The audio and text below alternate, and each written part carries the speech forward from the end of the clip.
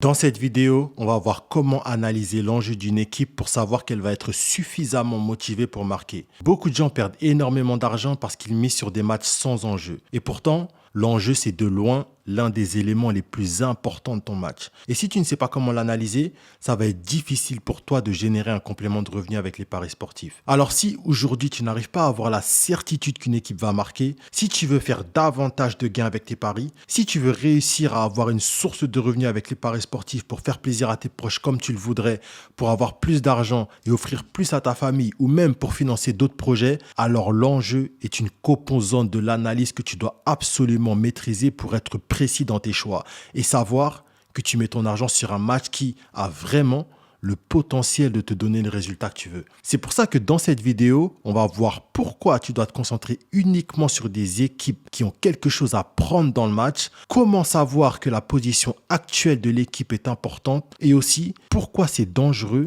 de se baser sur des suppositions et quels sont les faits à prendre en compte pour être plus précis. Let's go.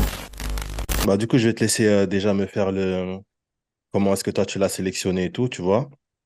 D'accord. M'expliquer comment est-ce que tu l'as sélectionné et tout, voir les premiers points. Et au fur et à mesure, je vais te dire comment est-ce que moi j'aurais procédé. Et si je vois des choses comme toi, qu'est-ce que je vois différent, etc. Tu vois?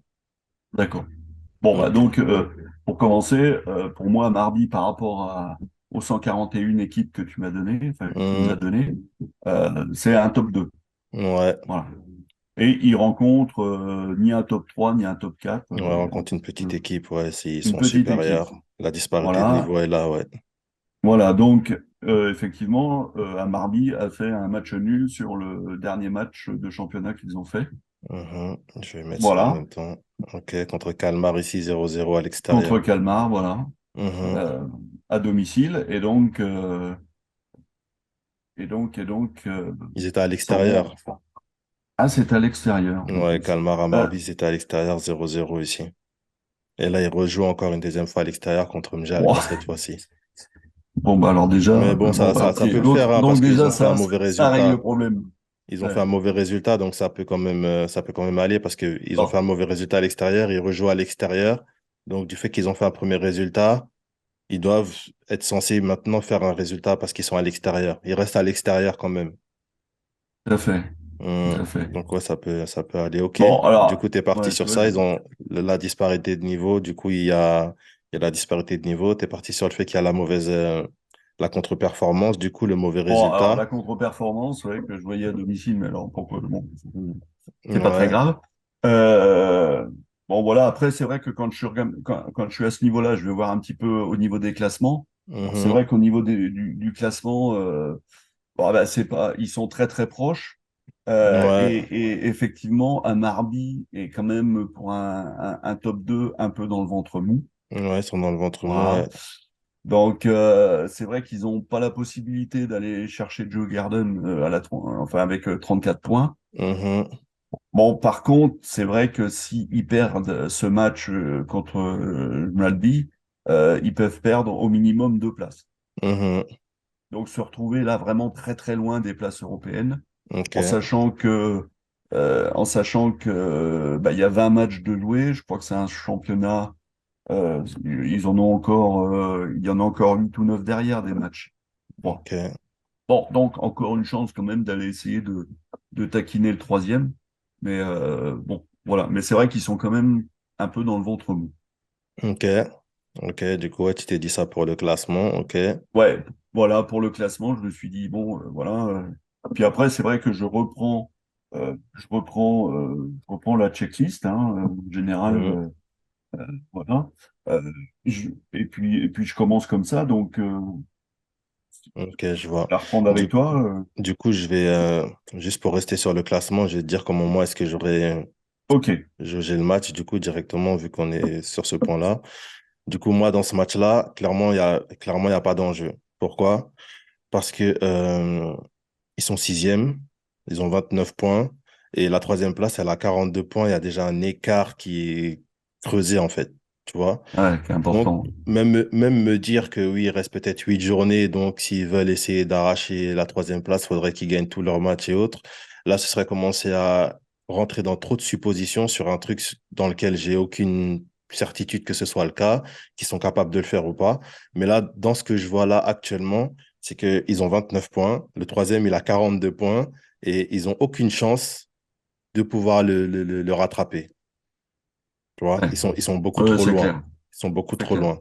Ensuite, en ce qui concerne les places à perdre, étant donné qu'ils sont déjà dans le ventre mou du classement, même s'ils perdent des places, eh ben, ils seront toujours dans le ventre mou du classement et ça va rien changer en fait à leur situation. Vu comme ça, c'est clair. Tu vois? Donc, ça fait que Ouais, ils sont sixième, même s'ils passent 7, huitième, ça change rien à leur situation, ils seront toujours dans le ventre mou du classement. Par contre, si par exemple ils auraient été ici vingtième et qu'en cas de défaite, ils se retrouvaient dans les places de relégation ou dans les places vraiment rouges, là, ça aurait eu du sens de se dire qu'il y a un enjeu. Mais dans le ventre mou du classement, pour moi, si tu es dans le ventre mou du classement, tu es déjà dans le ventre mou du classement, que tu sois un peu plus dans le ventre mou du classement ou pas, tu restes dans le ventre mou du classement, donc il n'y a pas d'enjeu. d'accord. Ouais, Tu vois? ok, Donc ok. là, ça aurait été intéressant.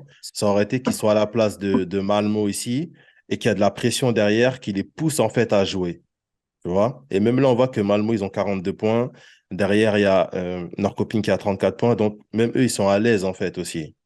Euh, Si on prend les ouais, premières places, celui qui a le plus d'enjeux, c'est plus Elfsborg là qui fait une bonne saison, tu vois, qui normalement ne devrait pas être là. Ça devrait plus être Malmo ou Djurgården qui serait dans la première et deuxième, tu vois. Mais on pourrait dire que par rapport à ce qu'on voit, ce serait plus Elfsborg qui a un enjeu parce que derrière, ça colle, en fait, ça pousse et ils peuvent perdre la première place. Mais là, tout à fait. au niveau d'Amarby, il n'y De a la vraiment rien Marby, du tout, quoi. ouais, Tu vois, c'est vraiment un match bon, où il n'y a rien, en fait, qui oui, les oui. pousse, qui nous, en tant qu'investisseurs, on peut se dire, OK, là, il y a vraiment une pression qui les force à jouer dans le prochain match, en fait. Non, non, on peut pas se reposer sur un match comme ça c'est clair. C'est ça, tu vois. Ouais, En tout cas, sur un enjeu de ce type-là, tu vois, parce qu'il n'y a pas d'enjeu pour le coup, tu vois. Donc, ouais, ok. sur ce point d'enjeu-là, vraiment pour que tu comprennes bien l'enjeu, c'est vraiment quand tu vois que il y a des places à perdre, mais des places importantes en fonction de là où elle est l'équipe actuellement.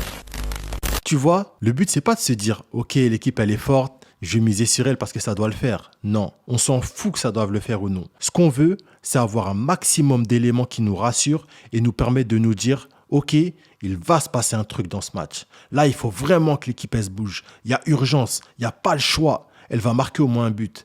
Et l'enjeu, il est là pour ça. Si tu vas aller plus loin et savoir comment générer un complément de revenu avec les paris sportifs, je t'invite à aller dans la description de cette vidéo et à cliquer sur le premier lien pour nous rejoindre. Ok les gars, on arrive à la fin de cette vidéo.